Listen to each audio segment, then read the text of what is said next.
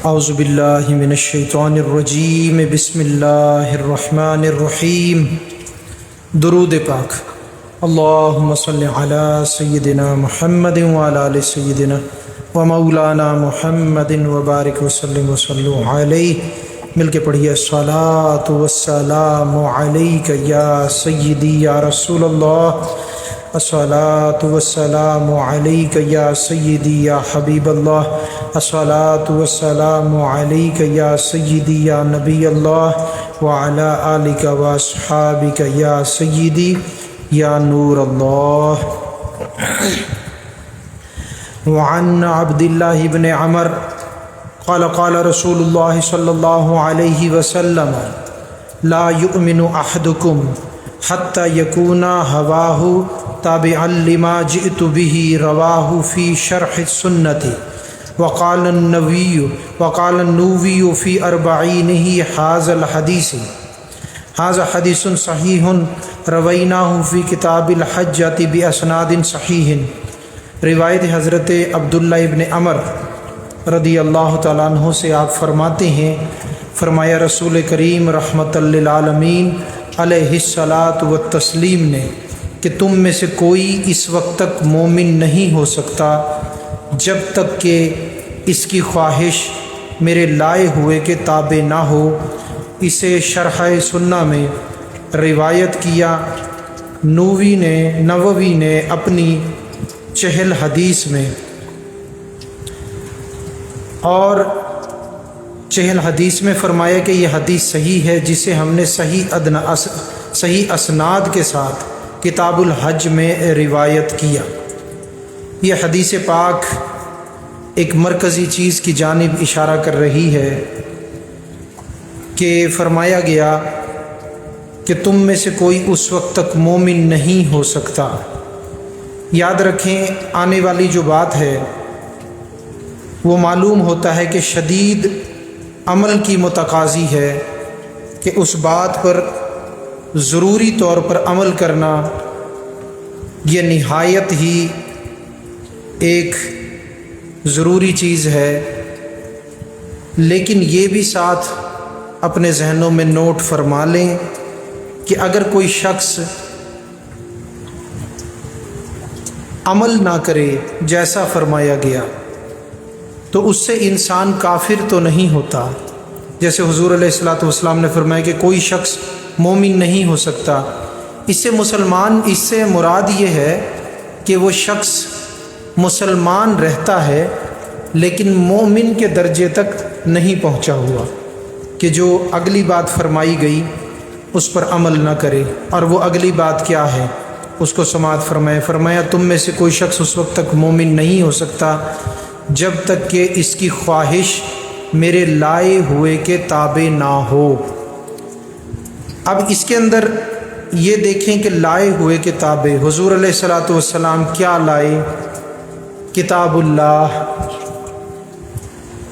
قرآن پاک۔ یہ وہ بلند مرتبہ کتاب ہے جو اللہ کا کلام ہے، اور حضور علیہ الصلاۃ والسلام اس کو لے کر آئے۔ پھر اسی کے تابع بات ہے کہ حضور علیہ الصلاۃ والسلام شریعت مطہرہ کو لے کر آئے، جس کے احکامات بھی قرآن پاک میں ہی موجود ہیں، لیکن اس کی تفصیل و تفسیر وہ موجود ہے احادیث مبارکہ میں۔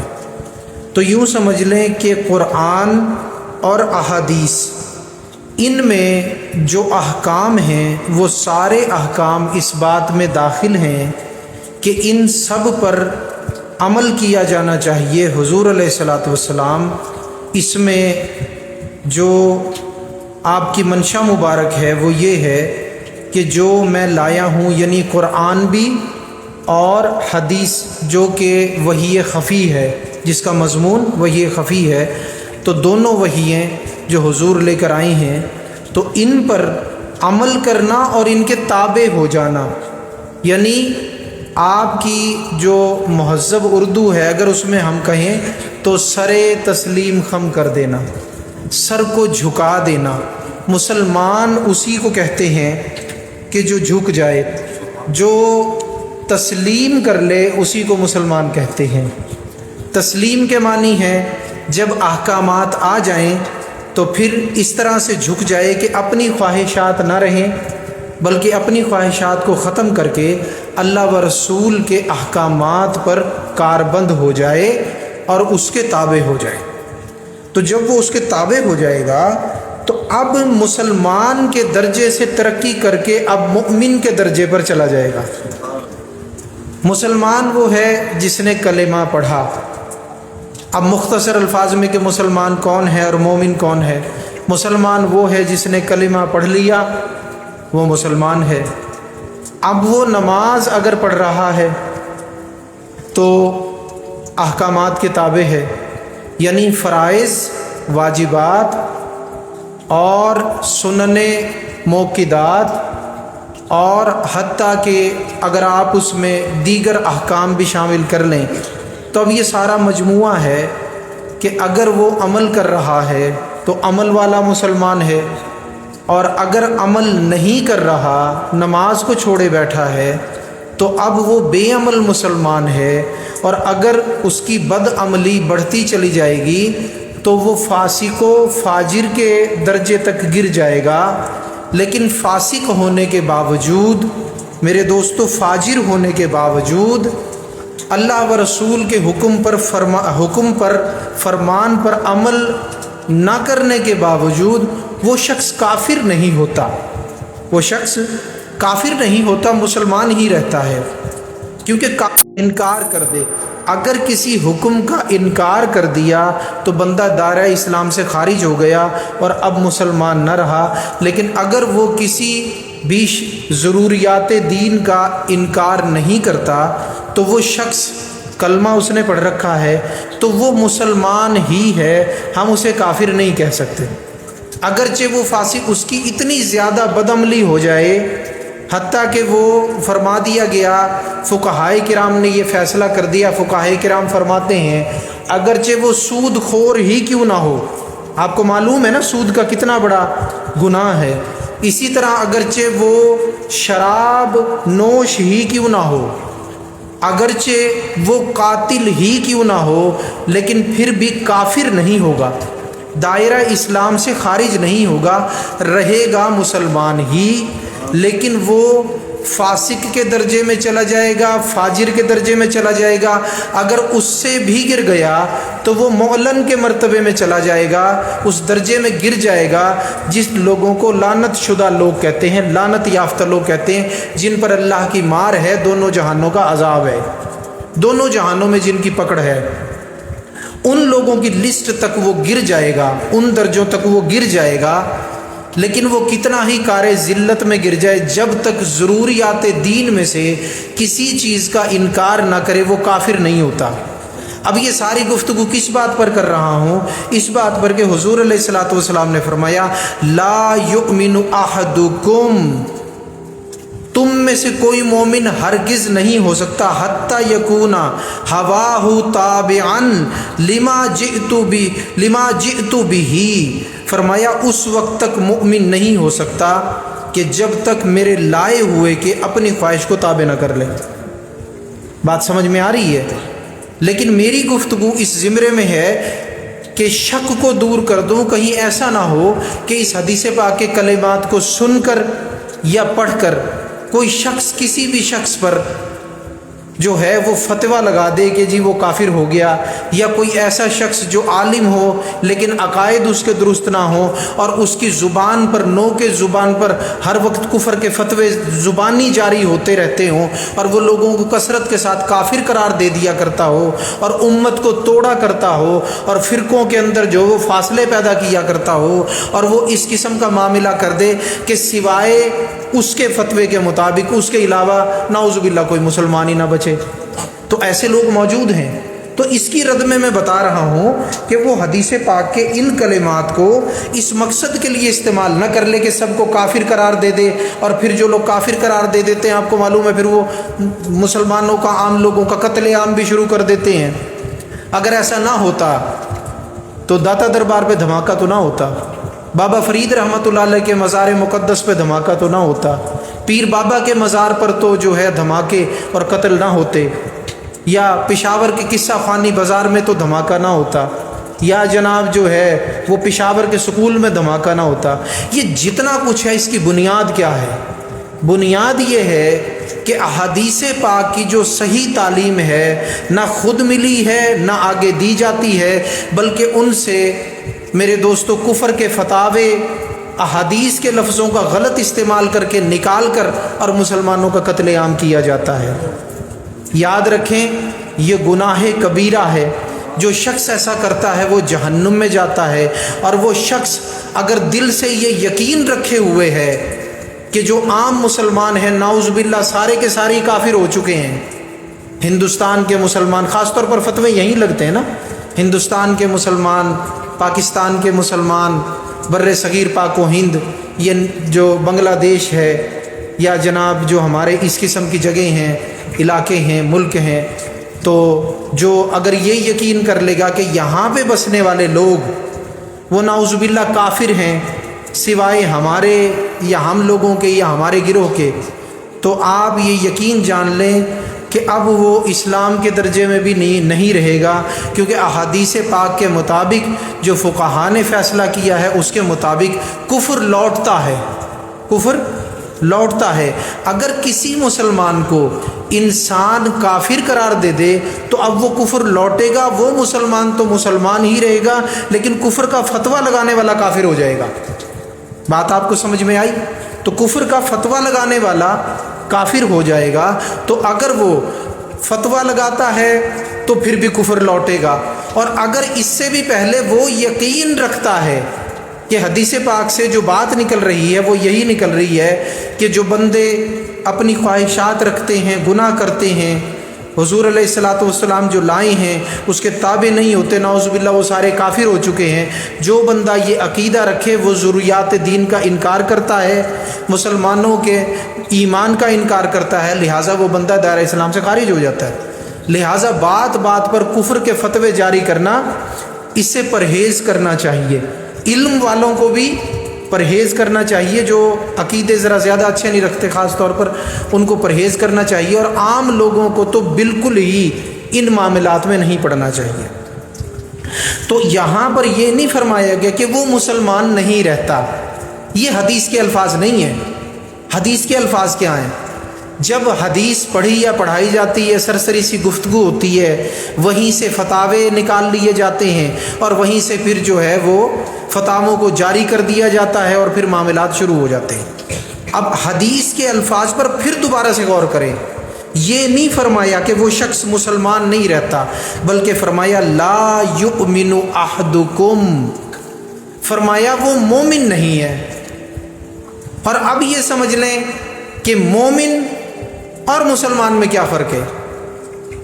جس نے کلمہ پڑھ لیا، عقیدے صحیح رکھے، وہ شخص مسلمان ہے، اگرچہ وہ شرابی ہو، سود خور ہو، زنا کار ہو، جو کچھ بھی ہو، گناہ گار ہے، گناہ کبیرہ کا مرتکب ہے، اور مستحق نار ہے، مستحق جہنم ہے شریعت کی روح سے۔ جو کسی کو قتل کرے پوری انسانیت کا قتل کیا قرآن کے مطابق، جو شخص سود کھائے آپ کو معلوم ہے اس کے گناہ کے کتنے درجے ہیں، اسی طرح سے جو شخص جھوٹ بولے، جو شخص شراب پیے، مولا علی کا فرمان تو ہے کہ ایمان نکل کے اس کے سر کے اوپر سایہ فگن ہو جاتا ہے۔ تو لیکن ان سارے معاملات کے باوجود وہ گناہ کبیرہ کا مرتکب ہے، مستحق عذاب ہے، جہنم کا حقدار ہے شریعت کی روح سے، لیکن کافر نہیں ہے، کافر نہیں ہے۔ جب تک ضروریات دین کا انکار نہ کرے وہ کافر نہیں ہے، جتنا مرضی بد عمل ہو جائے۔ یہاں سے میں بد عمل ہونے کی ترغیب نہیں دے رہا ہوں، میں نے پہلے بتا دیا کہ جو یہ کبائر گناہ کرے وہ جہنم کا مستحق ہے، اس بات کو ذہن میں رکھا جانا چاہیے۔ لہٰذا یہ اعتراض نہ ہو کہ خدا نخواستہ کوئی گناہوں کی ترکیب دی جا رہی ہے، میں نے بتا دیا کہ وہ مستحق جہنم ہے جو کبائر کا ارتکاب کرتے ہیں شریعت کی روح سے۔ تو لہٰذا یہ نہیں فرمایا کہ وہ مسلمان نہیں رہتا، بلکہ فرمایا لا یؤمن احدکم۔ تو اب جس نے کلمہ پڑھا وہ مسلمان، ٹھیک ہے۔ اب اگر وہ نماز، روزہ، زکوٰۃ، حج، دین کی جو یہ ستون ہیں، بنیادیں ہیں، اگر ان پر عمل پیرا ہو گیا تو اب ہے وہ عمل والا مسلمان، ہے تو مسلمان ہی لیکن اب وہ عمل والا مسلمان ہو گیا۔ ٹھیک ہے، اب تیسری جو بات آگے آ رہی ہے نا مومن والی، اس میں سے تو تصوف کا نقطہ بھی نکلتا ہے۔ وہ کیا ہے کہ فرمایا جب تک مومن نہیں ہو سکتا یہاں تک کہ اس کی خواہش، پھر توجہ دینا، اس کی خواہش میرے لائے ہوئے کے تابع نہ ہو جائے۔ اب یہ خواہش کیا ہے؟ دل کی مرضی، اور یہی دل کی مرضی، اس پر زور اور زبردستی کر کے اس مرضی کو اللہ و رسول کی مرضی کے تابع کرنا، اسی کو نفس کا مجاہدہ کہتے ہیں، اسی کو نفس کا مجاہدہ کہتے ہیں۔ کچھ بزرگ یوں مجاہدہ کرتے ہیں کہ نفس کھانے کو مانگتا ہے، مجاہدہ نفس کیا، اس خواہش کو روکا، کھانا نہ دیا، یا لذیذ کھانا مانگتا تھا ترک لذات کر دیا، لذت کا خاتمہ کر دیا، یا پھر پانی مانگتا تھا پانی نہ دیا، یا روزہ ہی رکھ لیا، یا میرے دوستو لوگوں سے میل جول کو خواہش تھا لیکن اس کو الگ کر کے کسی جگہ پر گوشہ نشینی اختیار کر لی، یا کسی پہاڑوں میں غاروں میں جا کر اللہ کی عبادت شروع کر دی۔ یہ جو مجاہدات بزرگ فرماتے ہیں اور طرح طرح کے مجاہدے کرتے ہیں جو شریعت کے کبھی بھی خلاف نہیں ہوتے، ایسا بدبخت لوگوں کا دور ہے کہ ان بزرگوں نے جنہوں نے اللہ کی راہ میں ایسے مجاہدے کیے ہیں، میں یہ کہتا ہوں یہ راہ خدا کے مجاہد ہیں، یہ بزرگ ایسے مجاہدے کیے ہیں جو بڑا جہاد کہلاتا ہے، کہ نفس کے ساتھ جہاد جب آپ کرتے ہیں وہ بڑا جہاد ہوتا ہے۔ تو اگر وہ غاروں میں بیٹھے ہوں لوگوں کو ان پر اعتراض ہے، وہ بھوکے رہیں لوگوں کو ان پر اعتراض ہے، وہ پیاسے رہیں لوگوں کو ان پر اعتراض ہے، وہ میرے دوستو روزہ رکھیں لوگوں کو ان پر اعتراض ہے، وہ جنگلوں میں جا کر زندگی گزاریں لوگوں کو ان پر اعتراض ہے۔ بھئی آپ شریعت کو کیا سمجھے ہیں ابھی تک؟ آپ کو تو ابھی تک اپنے عمل کا پورا پتہ نہیں چلا کہ آپ کو کیا کرنا ہے اور کیا نہیں کرنا، لیکن وہ لوگ جو حقیقت کو پا چکے ہیں، جو رمز شناس ہیں، جو راہ خدا میں اپنے نفس کی گوش مالی کرتے ہیں، نفس کشی کرتے ہیں، ان کو آپ کیا کر رہے ہیں؟ برا بھلا کہہ رہے ہیں۔ حالانکہ نہ کہیں، کہیں ایسا نہ ہو میرے دوستو، یاد رکھنا کہ گر تو چاہے وصل حق اے بے خبر، کاملوں کی خاک پا ہو سر بسر۔ یہ جو کامل ہے نا، ان کی قدموں کی خاک کو اپنے سر پر رکھ، یعنی ان کا ادب کر، احترام سے کام لے۔ تو اگر تو چاہتا ہے نا، جس کے یہ دوست ہیں اس کے قریب ہونا چاہتا ہے، تو ان دوستوں سے قریب ہو جا جو اس کے قریب ہیں، ان کا ادب کر۔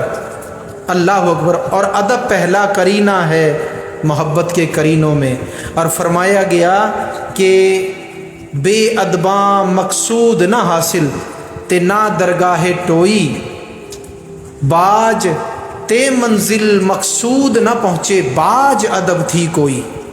وہ منزل تیرے لیے جنت کی منزل ہو، وہ منزل تیرے لیے نجات یا بخشش کی منزل ہو، وہ منزل تیرے لیے قبر کی آسانی کی منزل ہو، وہ منزل تیرے لیے دنیاوی مشکلات کے حل کی منزل ہو۔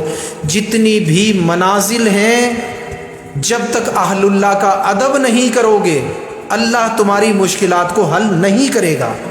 یہ اصول قدرت ہے اس کا۔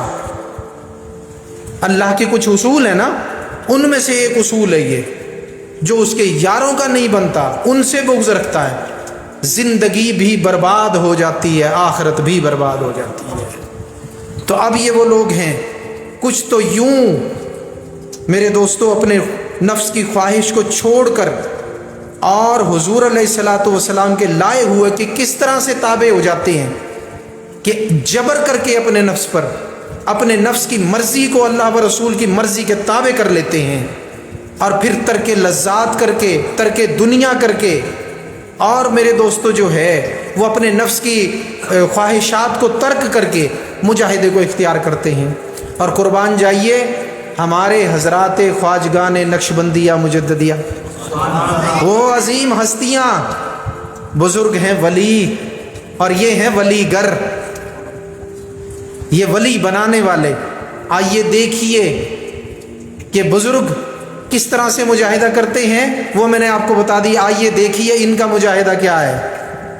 मुजद्दिद लसानी रहमतुल्लाह अलैह के फरामीन के मुताबिक सिलसिला आलिया नक्शबंदिया मुजद्दिदिया का मेरे दोस्तों मुजाहिदा है शरीयत की पाबंदी, हुजूर अलैहिस्सलातु वस्सलाम की लाए हुए की पाबंदी, अपनी मर्जी को उनकी मर्जियों के ताबे कर लेना, ये है नफ्स का मुजाहिदा।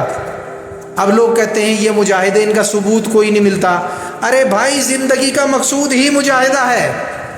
देखो क्या फरमाया कि ख्वाहिश को अपनी ख्वाहिश को किसके ताबे ना कर ले, जो मैं लाया हूँ, हुजूर अलैहिस्सलातु वस्सलाम की शरीयत के ताबे जब तक ख्वाहिश का ना कर लो। अच्छा दो चीज़ें हैं ये भी याद रखना, जो शख्स सिर्फ अमल को ताबे करे, अंदर से बेचारा बस नमाज के अंदर ख्यालात भी हैं तो दिल उस तरफ है भी नहीं, इबादात में भी नहीं, मेरे दोस्तों किसी चीज़ में दिल उसका हाजिर नहीं है, महाफिल में बैठा दिल हाजिर नहीं, नमाज में खड़ा दिल दुनिया में गुम। अब उसको क्या मोमिन नहीं कहेंगे, उसको कहेंगे अमल वाला मुसलमान। लेकिन मोमिन कौन है? नमाज पढ़े तो कल्ब भी नमाज में हो। ये है मकसूद इस हदीस का। इसका मकसूद क्या है कि वो जो हुजूर लाए उसके अपने आप को ताबे करे। ताबे करने कहते हैं, ताबे करना कहते हैं दिल की मर्जी को दिल के साथ, मोहब्बत के साथ, खुलूस के साथ पर उस पर अमल करे, दिल को हाजिर करके उस पर अमल करे। तो अब कौन सा दर्जा पाएगा? मुमिन। कौन सा दर्जा? मोमिन। और फिर मेहरबानी क्या होगी? अल्लाहु वलियुल लज़ीना आमनू। अल्लाहु अकबर। कि वो जब मोमिन हो जाएगा तो अब अल्लाह उसका वली हो जाएगा, अल्लाह उसका वली हो जाएगा। वली को बामानी मौला में लो तो समझ लो एक कामिल बंदा बन गया, और वली को बामानी दोस्त में लो कि अल्लाह उसका दोस्त हो गया तो फिर ये भी तो अल्लाह का दोस्त हो गया। बात समझ में आई? ये भी तो अल्लाह का दोस्त हो गया। तो जो अल्लाह का दोस्त हो उसे क्या कहते हैं? वलीउल्लाह। क्या कहते हैं उसे? वलीउल्लाह। तो ये मोमिन वलीउल्लाह के दर्जे पर पहुंच गया, हुजूर के लाए हुए को कबूल करके अपनी ख्वाहिश को छोड़कर उसकी ख्वाहिश ही ये हो गई कि हुजूर जो लाए हैं मुझे इस पर इस्तिकामत करनी है, मुझे तौहीद पर दिल के साथ इस्तिकामत करनी है। याद रखना कि जो हुजूर लाए हैं शरीयत मुताहिरा उसके अंदर अकायद भी हैं, उसमें आमाल भी हैं। अकायद पर जब इस्तिकामत इख्तियार करता है, इन्नल्लज़ीना क़ालू रब्बुनल्लाहु सुम्मा इस्तक़ामू, अल्लाहु अकबर। और फिर रिजल्ट क्या है, इनाम क्या है? ततनज़्ज़लु अलैहिमुल मलाइकतु अल्ला तख़ाफ़ू वला तहज़नू व अबशिरू बिल जन्नतिल्लती कुंतुम तुआदून। जब हुजूर के लाए हुए अकायद पर दिल के साथ आ गया तो अब मेरे दोस्तों ताबे हो गया हुजूर की मर्ज़ी के, ताबे हो गया अल्लाह की मर्ज़ी के। तो फरमाया क्या गया? इन्नल्लज़ीना क़ालू, वो लोग जिन्होंने कहा रब हमारा अल्लाह है। और फिर इन्नल्लज़ीना क़ालू रब्बुनल्लाहु सुम्मा इस्तक़ामू, फिर उस पर इस्तिकामत इख्तियार की, यानी अब इस बात पर दिल की मर्जी के साथ जम गए, दिल की मर्जी के साथ जम गए। तो फिर क्या होता है? फरमाया ततनज़्ज़लु अलैहिमुल मलाइकतु, फिर अल्लाह उन पर फरिश्ते उतारता है, उन पर फरिश्ते उतारता है जो उन्हें खुशखबरी देते हैं, कोई गम न करो, खौफ न करो, वाबशिरू, हम तुम्हें खुशखबरी देते हैं, जन्नतिल्लती कुंतुम तुआदून, अल्लाह ने वो जन्नत तुम्हारे लिए सजा रखी है जिसका वादा तुमसे कर रखा है। अल्लाह अकबर। आज किबला आलम, अल्लाह अकबर, नूर मोहम्मद महारवी रहमतुल्लाह अलैह के वाक़ियात में पढ़ा जाए कि उनकी खिदमत में फ़रिश्ते आए थे तो उस पर लोगों को एतराज़ हो जाता है कि गैर नबी के पास तो फ़रिश्ता आ ही नहीं सकता, بھئی تو غیر نبی کی بات کرتا ہے، تیرے جیسا فاسق و فاجر اور بد عقیدہ بھی اس کے پاس بھی 2 آئے ہوئے ہیں، نہیں ہے؟ تم کہتے ہو نبیوں کے علاوہ فرشتے ہی نہیں آتے ہیں جی، یہ اعتراض کرتے ہو قبلہ عالم نور محمد مہاروی کے پاس رحمۃ اللہ علیہ، ان کے پاس فرشتے کیسے آ گئے؟ یہ جھوٹ ہے، یہ سب غلط ہے، یہ یوں ہے فلاں، نعوذ باللہ۔ اور بھائی خیال کرو، جب تیرے جیسے کے پاس 2 آ سکتے ہیں تو ان جیسوں کے پاس تو 100 آ سکتے ہیں۔ ان جیسوں کے پاس، اب میں 100 بھی کہوں تو کم ہے، میں کہتا ہوں 100 تو ان کے ایک وظیفے سے آ سکتے ہیں، 100 تو ان کے ایک وظیفے سے آ سکتے ہیں۔ جو یہ سمجھتے ہیں نا کہ نہیں آ سکتے، تو ان کو اس آیت سے سبق پکڑنا چاہیے۔ میرا استدلال یہی آیت ہے، کیا؟ تتنزل علیہم الملائکہ، تتنزل علیہم الملائکہ، اترتے ہیں ان پر فرشتے۔ اب جن پر فرشتے اتر رہے ہیں یہ نبی نہیں ہے، کون ہے؟ ان الذین قالوا ربنا اللہ ثم استقاموا، یہ وہ ہیں جنہوں نے کہہ دیا رب ہمارا اللہ ہے۔ اگر نبی ہوتے تو یہاں نبیوں کا معاملہ ہوتا، پتہ لگا غیر نبی ہیں، نبی نہیں ہیں۔ اور غیر نبی جتنے بھی ہیں وہ سارے ولی ہوتے ہیں، کوئی چھوٹے کوئی بڑے۔ اللہ اکبر۔ تو اولیاء کی بارگاہ میں فرشتوں کا آ جانا یہ کوئی اچنبے کی بات نہیں ہے، اب یہ قرآن سے ثابت ہو گیا، ٹھیک ہے نا؟ نہیں تو کوئی دوسرا ترجمہ کر لائے اس کا، یہی بنے گا جہاں سے پھیر پھار کے لاؤ گے نا، چکر کٹا کے، یہی بنے گا۔ بات سمجھ میں آ گئی؟ ایک اور آپ کو بات سناؤں، وہ یہ ہے جواہر خمسہ۔ یہ کتاب ہے حضرت محمد غوث گوالیاری رحمۃ اللہ علیہ۔ آپ فرماتے ہیں کہ حضرت بایزید بسطامی،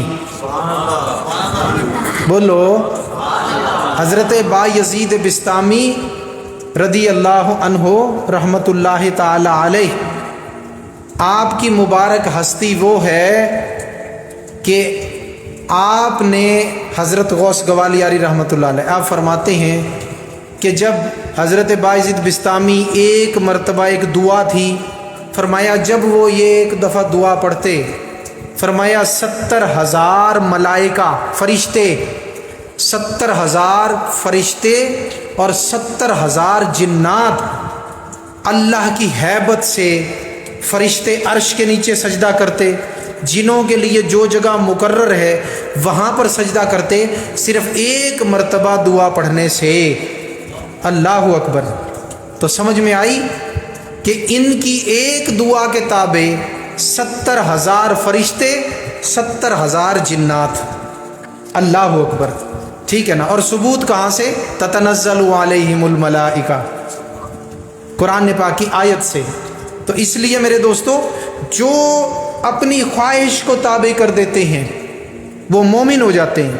اللہ ولی الذین آمنوا، یہ ہمیں بتاتا ہے کہ کامل مومن کو ہی ولی کہتے ہیں، کامل مومن کو ہی ولی کہتے ہیں۔ آج تو اہل سنت میں بھی کئی لوگوں کا عقیدہ بن گیا کہ جی یہ جو موجودہ دور ہے اس میں ولی نہیں ہو سکتے، صالح ہو سکتے ہیں۔ میرا ان سے سوال ہے، وہ کوئی بھی ہوں، میرا ان سے سوال ہے کہ تمہارا یہ سبق ہے اس وقت اور تم نے عقیدہ بنا لیا کہ اس وقت میں کوئی ولی نہیں ہو سکتا، تو یہ تو معاملہ تمہارا نظریہ اس حدیث کے خلاف ہے جس کے اندر 356 اولیاء کا ذکر ہے جو صاحب ڈیوٹی ہوتے ہیں، صاحب تکوین ہوتے ہیں، جو تکوینی امور دنیا کے چلاتے ہیں۔ حضرت خضر علیہ السلام غوث پاک کے پاس آئے تھے، جلدی کتب دے دیں، آپ نے دیا تھا بھی نہیں دیا تھا؟ بولو یار، دیا تو کیوں اتنی جلدی آئی؟ کیا تھی بھئی اتنی جلدی؟ فرمایا نہ کوئی علاقہ اپنے کتب کے بغیر خالی نہیں رہتا، یہ اللہ کا قانون ہے، ٹھیک ہے نا؟ اللہ اکبر۔ کنویں کے مینڈک نہ بنو، بس یہی جو ہمارے کنویں میں یہی سب کچھ ہے، اس کنویں سے باہر نکل، ذرا دیکھ سمندر بھی موجود ہے جو تیری نظروں سے اوجھل ہے۔ اللہ اکبر۔ نور پاک آمدہ در مشت خاک، نور پاک آمدہ، حضرت بابا فرید رحمۃ اللہ علیہ فرمایا نور پاک آمدہ در مشت خاک، کور چشمہ را ولے روشن نیم۔ فرمایا کہ نور تو آ گیا مٹھی بھر خاک میں، پر ان کا کیا علاج ہے؟ جن کے پاس آنکھیں ہیں اس میں روشنی نہیں ہے، آنکھیں ان کی کام نہیں کرتی، کورے چشمہ را ولے روشن نیم۔ فرمایا ان کا کیا علاج ہے کہ جن کے پاس آنکھوں میں روشنی نہیں ہے، بس چہرے کے اوپر دو دیدے تو ہیں پر دیکھنے والی آنکھ نہیں ہے۔ آنکھ والا تیرے جوبن کا تماشا دیکھے اور دیدہ کور کو کیا نظر آئے اور کیا دیکھے۔ تو آج تو یہ جناب عقیدہ اہل سنت کے اندر رائج کیا جا رہا ہے کہ جی اس دور میں صالحین ہو سکتے ہیں، ولی نہیں ہو سکتے۔ بھائی ولی نہیں ہو سکتے تو وہ جو تا قیامت تک کے لیے حدیث ہے، اس حدیث کو کہاں لے جاؤ گے؟ اس حدیث کو کدھر لے کے جاؤ گے؟ پھر وہ اولیاء کا نظام ختم ہو چکا ہے جو 356 کا ہے، جو صاحب تکوین ہے۔ اور یاد رکھنا یہ تو دور ابھی وہ ہے، یہ وہ دور نہیں ہے کہ جس میں تلوین والے ختم ہو جائیں اور تکوین والے رہ جائیں۔ اس دور میں تو تلوین والے بھی موجود ہیں اور تکوین والے بھی موجود ہیں۔ اب آپ کو کہ حضور یہ مشکل میں ڈال دیا تلوین اور تکوین۔ بھائی بات یہ ہے صاحب تکوین انہیں کہتے ہیں جن کے ذمے اللہ نے حضور کی کچہری پاک کے ذریعے باطنی ڈیوٹیاں لگائی ہوتی ہیں۔ کسی کا کوئی فرض منصبی ہے، کسی کا کوئی ہے، کوئی اوتاد ہے، کوئی کلندر ہے، کوئی قطب ہے، کوئی قطب عالم ہے، کوئی قطب الاقطاب ہے، کوئی غوث ہے، اللہ اکبر۔ تو وہ جو ڈیوٹیاں ہیں وہ ان باطنی لوگوں کے سپرد ہوتی ہیں۔ وہ 356 کا نظام جو حدیث پاک میں ہمیں ملتا ہے، ٹھیک ہے نا۔ اور ایک حدیث پاک میں ہمیں یہ بھی ملتا ہے، میرے آقا علیہ الصلوۃ والسلام نے فرمایا دنیا میں ایک وقت میں 80 ابدال ہوں گے، جن میں سے 40 ملک شام میں ہوں گے، باقی 40 پوری دنیا میں ہوں گے۔ بھائی ملک شام ختم ہو گیا ہے،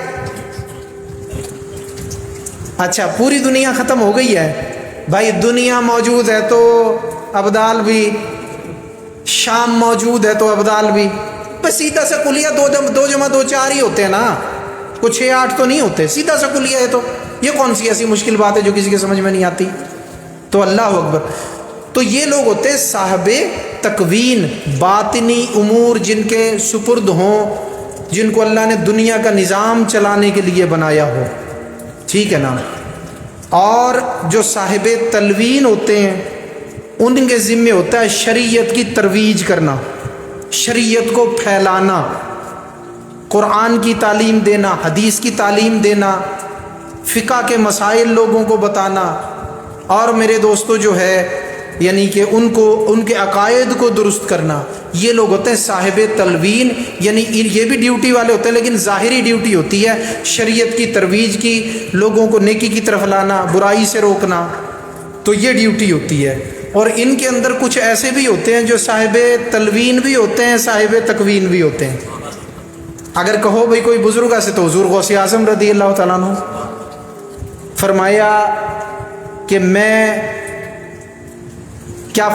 کہ میں درس دیتا رہا یہاں تک کہ میں کتب ہو گیا۔ اب درس دینا یہ تلوین ہے اور کتب ہو جانا یہ تکوین ہے، ٹھیک ہے نا۔ تو کام بعضوں کا تلوین سے شروع ہوتا ہے اور تکوین تک پہنچ جاتا ہے۔ تو ان میں سے کچھ ایسے بھی ہوتے ہیں، اور یہ نہیں، بعض تو ترقی کا معاملہ بتایا نا، بعض کی تکوین کی ڈیوٹی بھی ہوتی ہے اور تلوین کی ڈیوٹی بھی ہوتی ہے۔ شریعت بھی پھیلاتے رہتے ہیں، باطنی معاملہ بھی ہوتا رہتا ہے، اسلام کی مدد بھی ہوتی رہتی ہے، جنگیں بھی لڑتے رہتے ہیں، مسلمان فوجوں کی مدد بھی کرتے رہتے ہیں، کافروں کو شکست بھی دیتے رہتے ہیں، شریعت کی تبلیغ بھی کرتے رہتے ہیں۔ تو یہ ایسی میرے دوستو یقین کرو اگر اولیاء دنیا میں نہ ہوں تو یہ دنیا قائم نہیں رہ سکتی، یہ دنیا قائم نہیں رہ سکتی۔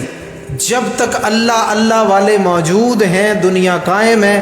حدیث میں بھی یہی فرمایا گیا پہلے اللہ والے جائیں گے، ٹھیک ہے نا، پھر یہ ساعت قائم ہوگی۔ فرمایا لا تقوم الساعۃ، اس وقت تک وہ ساعت قائم نہیں ہوگی جب تک اللہ کرنے والے موجود ہیں۔ اور یہ جو اللہ کرنے والے ہیں انہی کو تو ہم اللہ والے کہتے ہیں۔ بات سمجھ میں آ رہی ہے بھی نہیں آ رہی؟ آج کا درس جو ہے ماشاءاللہ بڑا آسان ہے، معاملات مشکل تھے لیکن جب رب تعالیٰ وذالک علی اللہ یسیر، اللہ کے لیے تو سب آسان ہے، وہ آسان کر دے، اس کے لیے کیا مشکل ہے؟ اس نے اپنے اتنے مشکل کلام کو آسان کر دیا، ٹھیک ہے نا۔ تو بات کو اگر وہ آسان کرے تو اس کی قدرت ہے، وذالک علی اللہ یسیر۔ تو یاد رکھنا کہ حضور علیہ الصلوۃ والسلام کے لائے ہوئے کے جو بالکل تابع ہو جائے، جس کی خواہش کا مرکز دل ہے، جس کا دل اللہ و رسول کی مرضی کے تابع ہو جائے، وہ لائے ہوئے کو قبول کر لے اور اسے حرز جان نہیں بلکہ اپنی جان بنا لے۔ جب اپنی جان بنا لے گا میرے دوستو، تو پھر کیا ہوگا کہ وہ شخص اللہ کا ولی ہو جائے گا۔ اور جو چیز فرمائی گئی ہے یہ مجاہدہ نفس ہے، اور مجاہدوں میں ہمارے بزرگ فرماتے ہیں بہترین مجاہدہ شریعت کی پابندی ہے، اور اسی کا اس حدیث میں فرمایا گیا ہے۔ تو لہٰذا مجاہدہ بھی ثابت، اولیاء کے پاس فرشتوں کا آنا بھی ثابت، اور اولیاء کے تصرفات بھی ثابت، اور اس دور میں ان کا ہونا بھی ثابت۔ تو یہ ساری چیزیں ماشاءاللہ اسی حدیث پاک کے درس سے جو ہیں وہ ثابت ہو چکی ہیں، ٹھیک ہے نا۔ تو لہٰذا ہمیشہ اصلی بزرگوں کے پاس آتے جاتے رہیں، ان سے منسلک رہیں۔ آپ اگر کہیں نا کہ حضور عام بندے کے پاس تو نظر نہیں ہوتی، وہ کیسے پہچانے؟ آج کل تو رہزن بھی جو ہے رہبر کا لباس پہن لیتے ہیں، تو کیسے پتہ چلے گا کہ اصلی اللہ والے ہیں یا کوئی نقلی معاملہ ہے؟ کیسے پتہ چلے گا؟ کوئی حضور ایسی کوئی چیز بتا دیں کہ عام بندہ پہچان لے۔ اللہ والے تو نظر ہوتے ہیں، وہ تو پہچان لیتے ہیں بھئی یہ بندہ صرف لباس پہن کے بیٹھا اصلی نہیں ہے، لیکن عام بندہ پہچان لے حضور وہ کیسے؟ تو بڑا آسان نقطہ دے رہا ہوں آپ کو، بالکل کھرا کھوٹا خود ہی الگ کر لو گے۔ بولو ذرا درود پاک پڑھو۔ وہ آسان نسخہ یہ ہے کہ جو صاحب منصب ہے اس کو یہ دیکھا نہ جانا ضروری ہے کہ وہ آپ سے دنیا طلب کرتا ہے۔ اگر آپ اس کے پاس جائیں تو کیا صرف پیسوں کا تقاضا ہے، مال دنیا کا تقاضا ہے، یا کچھ اور ہے؟ یہ ہے نقطہ۔ اگر آپ اس کے پاس جاتے ہیں اور وہ آپ سے مال طلب کرتا ہے، یعنی مختصر لفظوں میں جس کی نظر آپ کی جیب پر رہتی ہے وہ نقلی ہے، جس کی نظر آپ کے دل پر رہتی ہے، عمل پر رہتی ہے، وہ اصلی ہے۔ جو آپ سے مال دنیا طلب کرے تو پھر سمجھیں آپ بھی ویسے ہیں اور وہ بھی ویسا ہی ہے کہ جی ڈوہیں اکو جئی ہیں تے کون کہیں دا کیا بگاڑ سکتے تے کیا سنوار سکتے۔ لیکن اگر دنیا کی طلب نہیں ہے، وہ اللہ و رسول کا ذکر کثرت کے ساتھ کرتے ہیں، تو یاد رکھنا جو حدیث پاک میں بھی موجود ہے کہ جس سے محبت کرتا ہے نا اس کا ذکر کثرت سے کرتا ہے۔ تو جس کے دل میں اللہ و رسول کی محبت ہوگی وہ اللہ و رسول کا ذکر بھی کثرت سے کرے گا، اور اللہ و رسول کی محبت کی طرف آپ کو بلائے گا، شریعت کی طرف آپ کو بلائے گا، قرآن و حدیث اور سنت کی طرف آپ کو بلائے گا، اور بغیر لالچ کے بلائے گا۔ اگر کہیں ایسا ہے تو سمجھ لینا کہ یہ اصل اللہ والے ہیں۔ میں یہ مانتا ہوں، تسلیم کرتا ہوں کہ 90% وہی والا کھاتا ہے جو پہلے کیا، اب تو شاید کہ 10% یہ ولایت کے لحاظ سے، یعنی جو لوگ تبلیغ کرتے ہیں اور دنیا سے مقصد نہیں رکھتے، آنے والوں سے دنیا کی طلب ہی نہیں کرتے بلکہ آنے والوں کو بھی خدا طلبی پہ لگا دیتے ہیں، ایسے لوگ بہت کم ہوتے ہیں، لیکن ہوتے ضرور ہیں۔ جیسے ابھی کہا کوئی وقت اللہ والوں سے خالی نہیں ہوتا۔ 356 کی تعداد تو پوری رہتی ہے، لیکن دوروں کے لحاظ سے تلوین والوں کی تعداد کبھی گھٹ جاتی ہے کبھی بڑھ جاتی ہے، لیکن وہ بھی ہر دور میں موجود رہتے ہیں۔ دنیا ان سے کبھی خالی نہیں ہوتی۔ ہاں پیاسوں کو چاہیے کہ کنواں خود تلاش کرے۔ اگر داتا صاحب رحمۃ اللہ علیہ کئی ملکوں کا سفر کر سکتے ہیں، اور حضرت خواجہ معین الدین چشتی اجمیری رحمۃ اللہ علیہ 20 سال تک دنیا کے مختلف خطوں میں سفر کر سکتے ہیں، اور میرے دوستوں اولیاء کرام کثرت کے ساتھ سفر کر کے تکلیفوں کو برداشت کر کے بزرگوں کی تلاش کر سکتے ہیں، تو ہم تو زیادہ گناہ گار ہیں، ہمیں تو بہت محنت کی ضرورت ہے۔ گو کہ ہم کر نہیں سکتے، لیکن پھر بھی جتنا قدر کر سکتے ہیں اللہ والوں کی تلاش کو بھی جاری رکھنا چاہیے، اور اگر کوئی مل جائے تو پھر اس کے دامن کو چھوڑنا بھی نہیں چاہیے۔ اللہ تبارک و تعالیٰ سے دعا ہے کہ آج کے اس درس حدیث سے اللہ ہمارے عقائد کو بھی درست فرمائے، اعمال کو بھی درست فرمائے، اور اللہ اپنے اور اپنے محبوب کی اللہ اپنے محبوب کے لائے ہوئے پر ہماری خواہشات کو اس کے تابع فرمائے اور دل کی مرضی کے ساتھ اس پر عمل کی توفیق عطا فرمائے، اور اللہ اپنے چنے ہوئے بندوں میں شامل فرمائے۔ جتنے آئے اللہ سب کے مسائل پریشانیوں کو حل فرمائے۔ وما علینا الا البلاغ المبین۔